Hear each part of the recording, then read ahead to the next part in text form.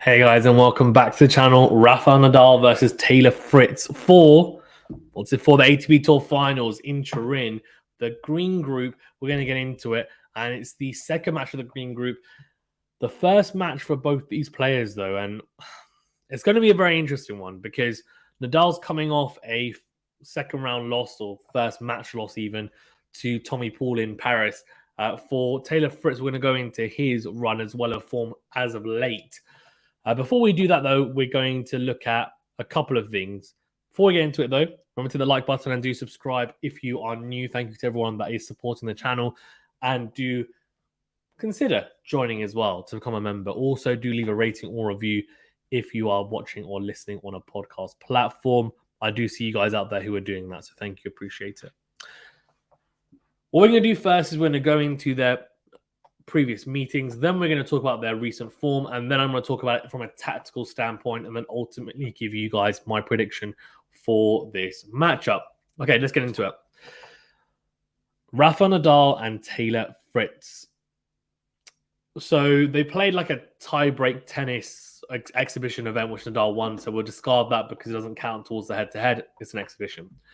Nadal leads the head-to-head 2-1. Now, he won in Acapulco in straight sets, which was, of course, on outdoor hard courts in 2020. But this year they played twice. And this is, well, these are the most interesting meetings, of course, because they're the most relevant. Indian Wells. Now, both players had some sort of injury. Nadal, I think it was the abdomen, wasn't it? That's where it started, if I'm not mistaken. Was the abdomen? It was a injury. And Fritz had an ankle injury, if I'm not mistaken, as well. So he was a doubt. Fritz came out on top, though, in straight sets in Indian Wells, winning his first title, his first Masters 1000 title. And then in Wimbledon, Nadal had the abdominal injury, of course, where he struggled to serve past 100 miles an hour, 105 miles an hour, I think it was.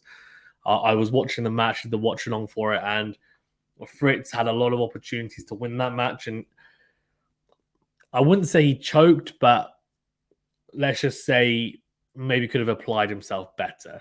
He ended up losing in 5 sets, and he ended up losing the last 2 sets after being 2-1 up, and then losing the match tiebreaker 10-4 as well, which, I mean, look,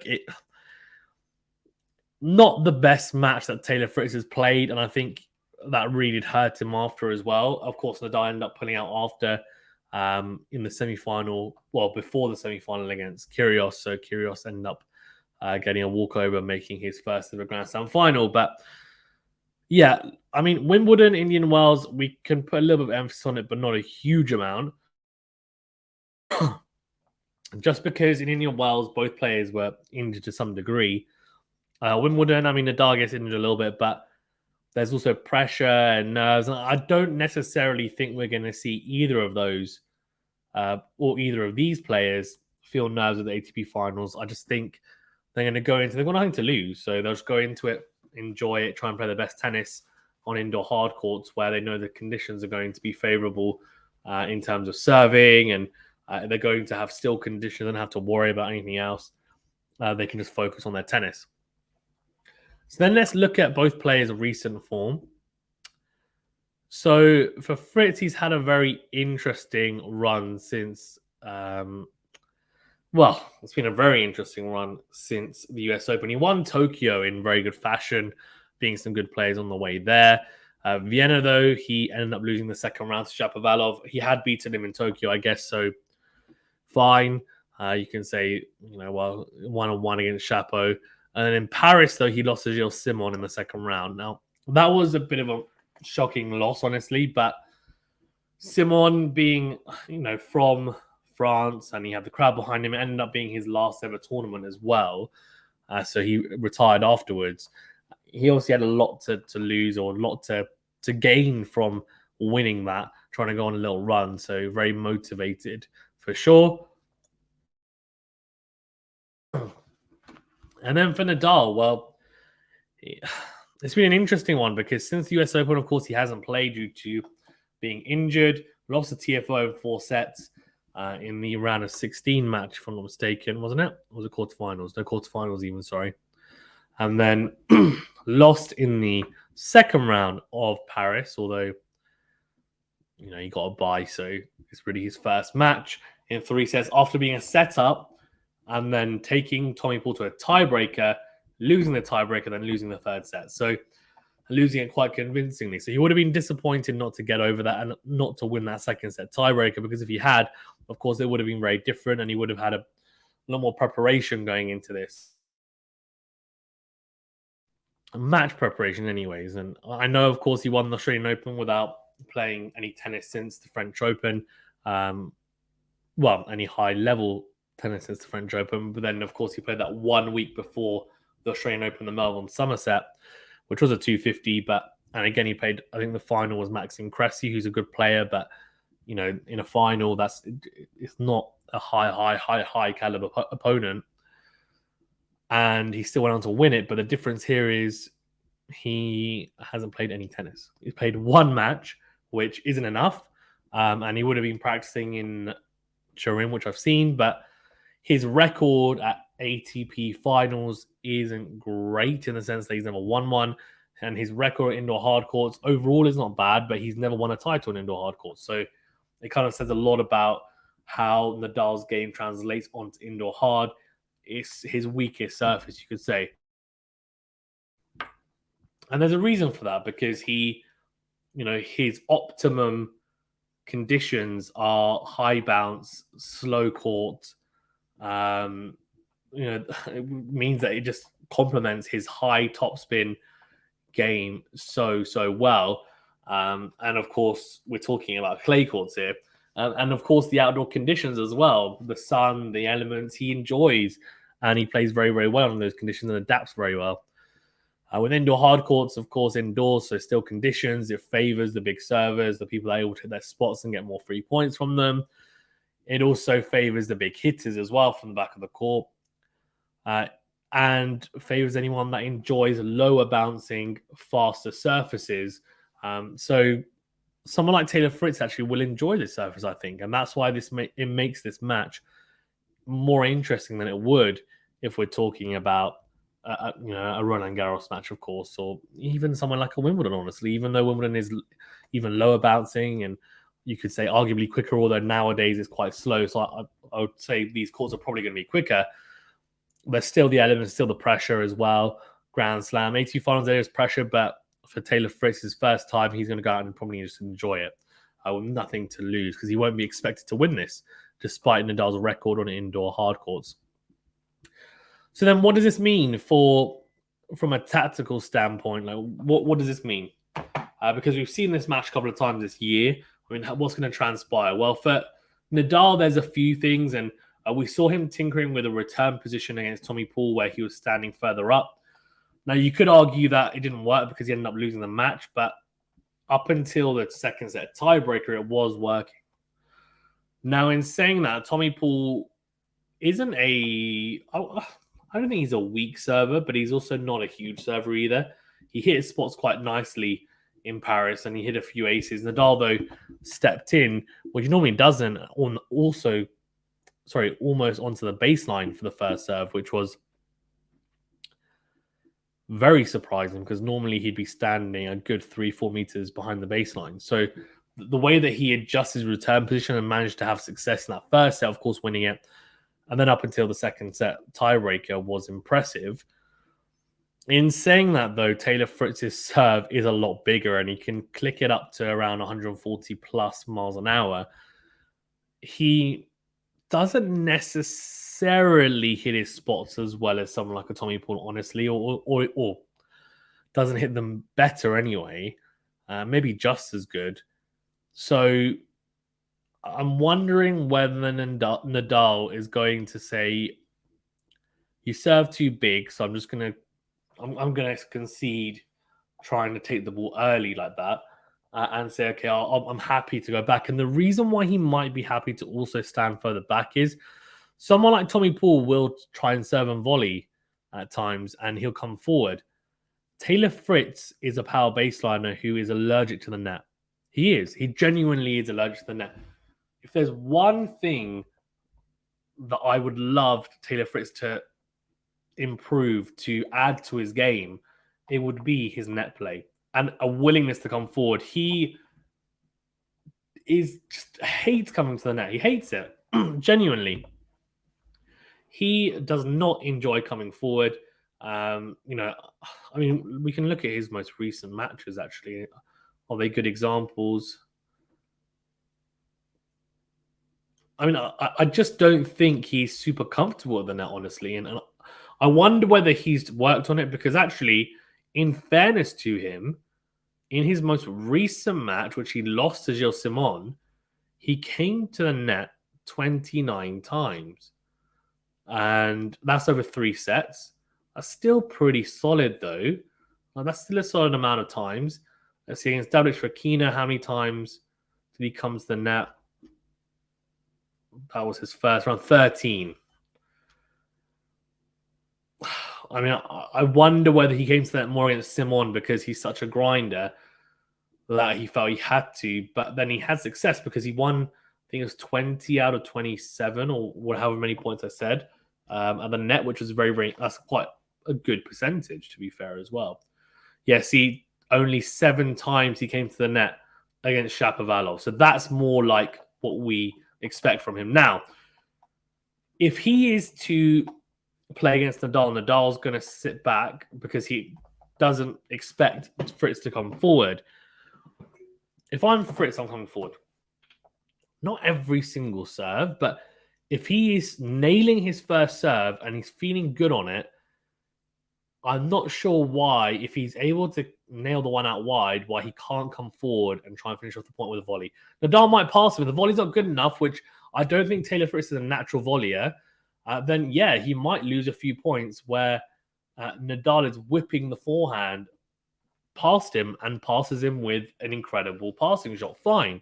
But then also engaging in these long rallies where Nadal gets a loopy backhand deep into court and then he gets into neutral and then Fritz tries to go big with the forehand into out. I'm just picturing this, and then Nadal goes, okay, fine, I'm trying to go into my forehand, and then he whips into Fritz's backhand, and we engage in those longer rallies.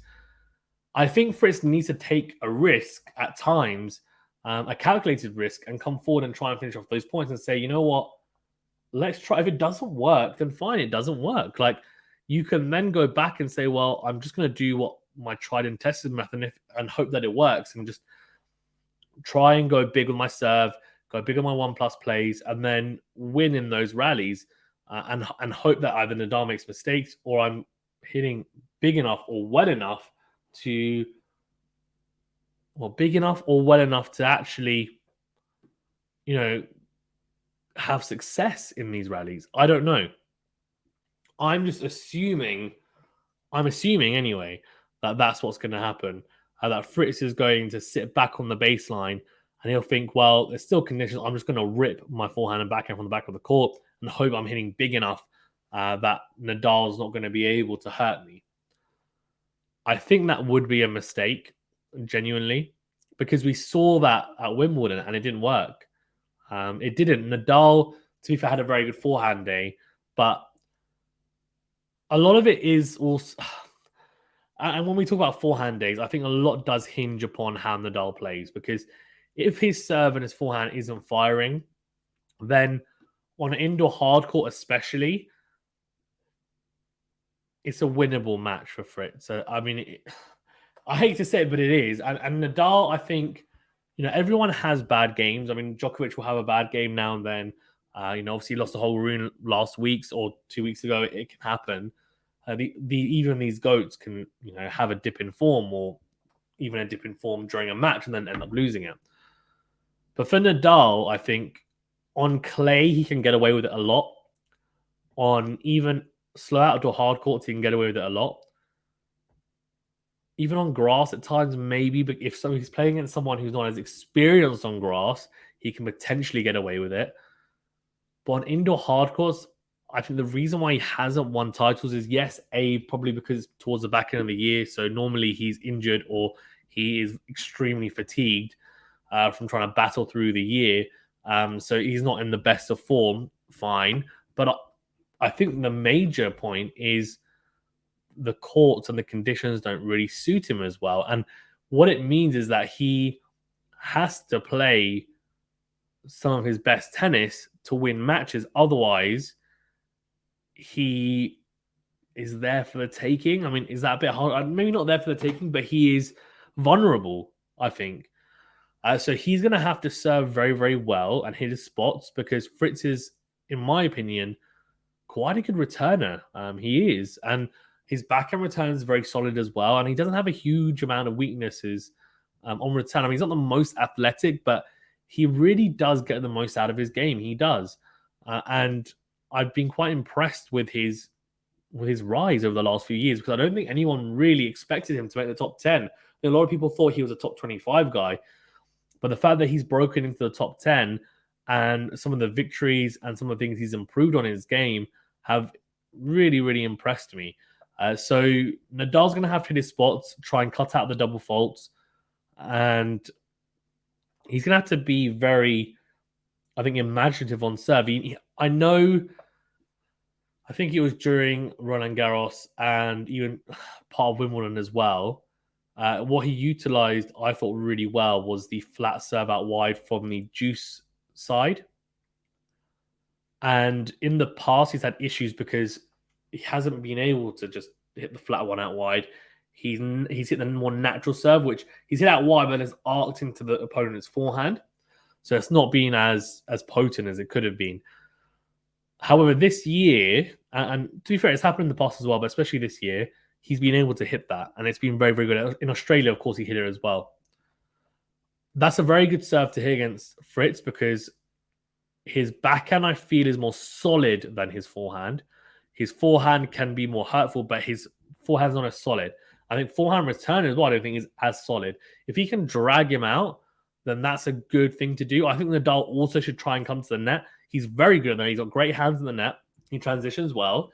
If he has opportunities, I don't see why he shouldn't. I don't think he should be engaging in long rallies against Fritz as well because Fritz does have power from the back of the court. Nadal can make mistakes on the forehand side. I think he might try and utilize the short backhand slice as well. They utilize really well in Australia. The court speed will be similar. Of course, it's indoors, so it's going to bounce slightly less and still conditions, etc. But the short slice is still quite effective. I don't think Fritz is going to enjoy getting down that low, ankle height, and then hitting the backhand. And he will try and hit dry backhands from those positions. He will slice at times as well. But if he does slice that, then probably gives Nadal an opportunity to then rip the forehand, which he does really well in response to slices with great movement around the backhand side. Or if it's into his forehand, then he kind of just sets it up really nicely. And I think he's going to have to flatten out his ground strokes a little bit. He can't afford to go lasso forehand with like the kind of full buggy whip loop all the time. If he's going to hit it, fine, hit the buggy whip, and he will inevitably hit that a lot. But just hit it with a bit more pace, a bit flatter. Give himself the opportunity to get through the court with pace because he can hit his ground strokes big enough to really hurt people. Similarly, on the backhand side, I think and to be fair, there's an argument to be made that it's more consistent than his forehand side. That he needs to flatten the backhand. I think if he finds his backhand on the line, it's going to be very, very tough for a lot of people as well because he hits it very, very well, pinpoint accuracy, nice and flat. And the slice, as I said, short slice, but also just the slice in general, I think he needs to utilize. On this surface, he'll get a lot of purchase for it. I don't see why he can't use it, especially down the line into the opponent's backhand. It just gives them less time, low over the net. And I think it will be, a tactic that he can utilize quite nicely. The other issue then is, we talked about the return position. And I said, I think it's going to be deep. If he were to stand further up in court, he'd really have to shorten it a lot, his backswing. And I'm not quite sure whether someone like Taylor Fritz is the right person to be trying that against, because I just think Taylor Fritz maybe serves too big. And maybe Nadal won't have enough time to absorb that pace, given his return style. For Taylor Fritz, I don't think he's going to be standing that far back against Nadal. Nadal's been serving bigger, but he's not a huge server. So he'll be trying, especially on the second serve points, trying to step in and attack. And as will Nadal, because I think both these players don't have the best second serves. I think Nadal's second serve is It's funny. I was talking to someone about this the other day, and I think Djokovic's first serve is better than Nadal's, but I think Nadal's second serve is better than Djokovic's. And in saying that, though, it's still an attackable second serve. There's not many people on tour, really, that, when they're playing against the top players in the world, can get away with hitting a very, very low percentage of first serves and still go on to win the match. Because most people's second serves are just not potent enough to really consistently hurt their opponent or get them in an uncomfortable enough position to even get themselves into neutral to then push on. And they have to work really hard on their second serve point. So I think Nadal will need to make a lot of first serves. He needs to make sure that his 1+ plays, very effective. He's not making a lot of errors on the forehand side. Needs to be making the forehands. It's simple. If his forehand and his serve are firing, then it normally means he goes on to win. If the backhand and the line's firing, again, means he's probably going on to win against whoever he's playing against, unless, the opponent's playing an inspired match, which can always happen. But Taylor Fritz, he just needs to try and just get the most out of his game. And he might go hard with the into-out forehand or backhand cross into Nadal's forehand, and I think he should. Why not? Everyone knows that's the tactic to use against Nadal, try and get him to defend on the forehand side, because he has to take larger swipes with a bigger backswing on that side, and normally means you get a shorter ball. On Nadal's backhand side, he defends so well that you probably don't want to go into that side until you have an opportunity to really rip the ball. So I think Fritz will try and go hard into the forehand side. How Nadal's forehand holds up, we shall see. But I don't think he'll hold back. He won't play passive tennis. If he plays passive tennis, Nadal will rip him apart. So he needs to be proactive. He needs to be on the front foot. He's got a good enough backhand. He doesn't mind the ball coming up shoulder height on his backhand side, which is why I was saying, especially on this surface, which is quicker, lower bouncing, there's no real benefit for Nadal going cross court with that more loopy topspin forehand. He just needs to flatten out a little bit. And if he is going to go with that loopier forehand, then find the angle, at least drag Fritz out. If he drags him out, then it could be effective. But if he's going cross court into the backhand of Fritz, and Fritz is hardly having to move, and it sits up nicely for him, Fritz is going to drive through that, and then it's going to be extremely hard for Nadal to then defend on the forehand side. He's going to have to be playing a lot of squash shots on that side to then get back into the rally into neutral. So there's a lot of layers to get into in this matchup, and you can probably tell because I've been kind of pinballing around in my thoughts trying to understand exactly how this one plays out. But I think Nadal should have too much experience as well. He's been here before, not in Turin, but of course the ATP finals. For Fritz, he's got nothing to lose, honestly, and he's had some very close matches against Nadal this year. Of course, a 1-1 record this year as well. So it's a chance for Fritz to actually equal up the head-to-head, if I'm not mistaken. So if that happens, that'll be really interesting as well, and some added motivation for him, I'm sure, as well. Prediction-wise, it's tough because I said in my initial preview that I thought Fritz might creep in. And if he were to creep in, he'd have to win this match. I genuinely feel like this match will determine who finishes second. I think Felix is going to clean up. That's my initial feeling. Well, if it's the Felix that's been playing the last 3 weeks, I think he cleans up. Last 4 weeks even. I think he definitely cleans up. So this is a really, really important match. I'm going to go Nadal in 3 sets. I think it's going to be a tough one. I think Fritz is going to come out, and I think he's going to be very, very confident. He'll know the surface suits him a lot more than Nadal. And in all honesty, they played at Wimbledon and they played at Indian Wells. This surface will suit him more than all surfaces they've played on this year so far. So really, he'll be thinking, I've got a great chance here. Now, on the, in the bookies or whatever, he'll be the underdog, but he'll know, and people that are hardcore tennis fans will know that Fritz has got a good chance of winning this. So, in saying that, though, Nadal's beaten big players indoors in the past. He's beaten a team or a Medvedev. I'm not sure if he's beating Djokovic. I'm not sure on indoor hard, but Murray, I think he has as well. So, he's beaten some good players and some big players. So he can win indoors. The big question is going to be, does he employ the right tactics? And if so, is he able to implement them? I don't know. Is the honest answer. Guys, well, if you haven't done so already, do check out the Slice Weekly Bagel newsletter. The link's in the description of this video. Thank you very much for tuning in. Remember to that like button and do subscribe if you are new, and we'll see you on the next video. Let me know your thoughts as well. Do you agree with my thoughts? Do you disagree? Always happy to hear what you guys say in the comment section below. And we'll see you guys very soon. We'll be trying to do some watch-alongs, definitely some post-match analysis as well for the ATP finals. So do keep an eye out for those, and do click that notification bell as well. Stay safe and well, guys. See you later.